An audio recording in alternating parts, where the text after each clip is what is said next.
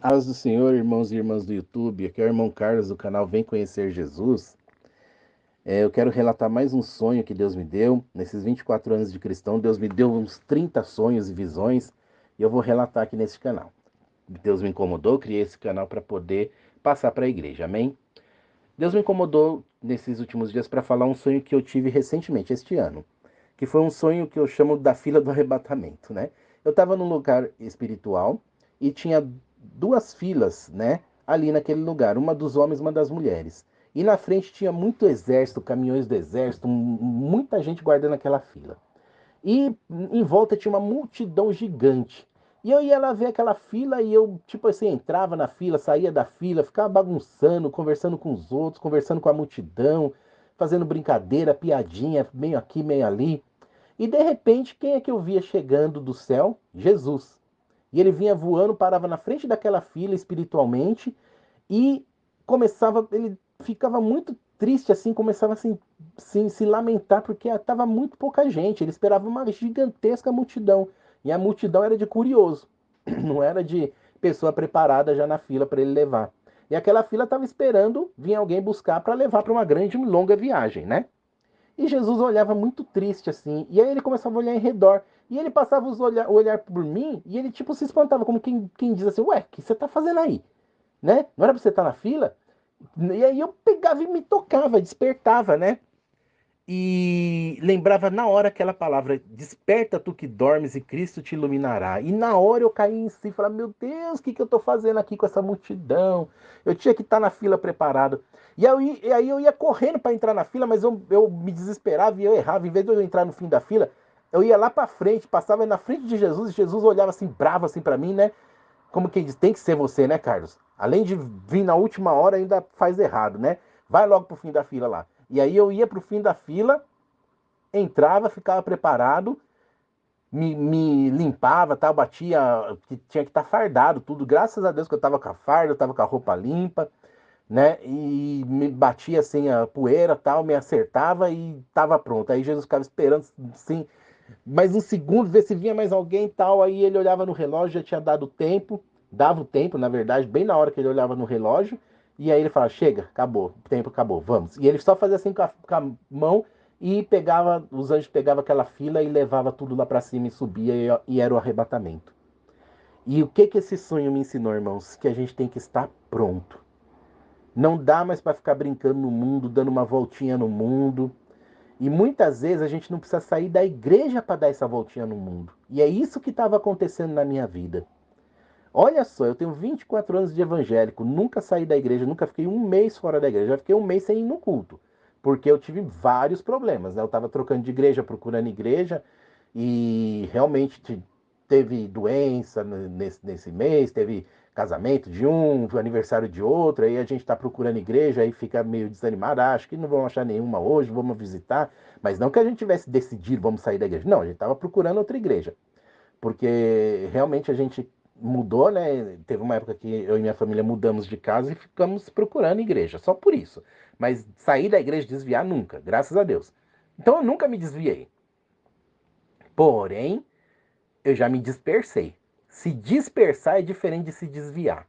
E era isso que estava acontecendo nessa fila aí. Eu não estava fora do exército que tinha que era de Cristo. Eu não estava fora do exército de Cristo. Eu estava disperso.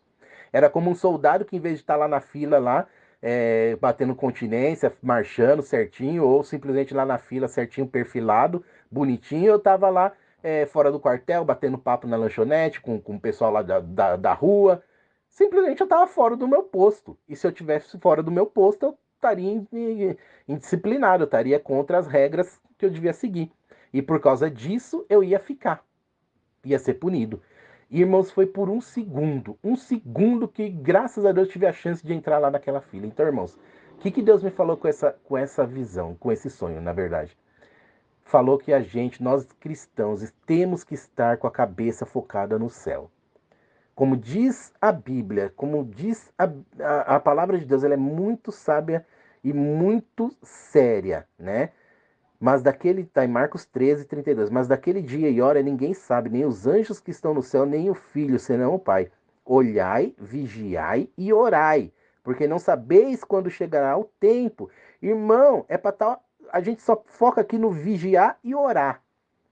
E isso, quando a gente faz, ainda é uma maravilha, né? O pior é que, geralmente, quando a gente está disperso, nem vigiando e orando a gente está. Mas ainda tem o olhai.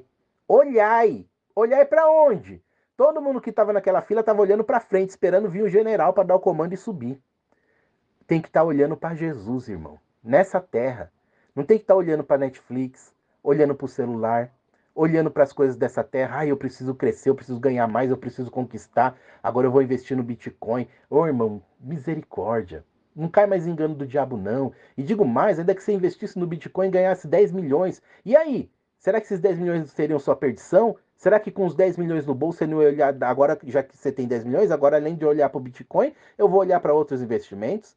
Agora eu vou olhar lá para Disney, que eu sempre quis conhecer. Agora eu vou olhar lá para a Europa, que eu vou fazer um monte de viagem, viajar e conhecer o mundo. Irmão, olha para Jesus. Olha para Jesus, porque o tempo está próximo. Olhai, vigiai e orai. Só assim a gente vai estar percebido lá naquela fila. A gente vai estar pronto para a volta de Jesus. Nós devemos estar num lugar espiritual. Essa fila representava um lugar espiritual que é o centro da vontade de Deus. Só quem estava no centro da vontade de Deus estava naquela fila. Tem cristão, irmão, que não está no centro da vontade de Deus e vai ficar no arrebatamento.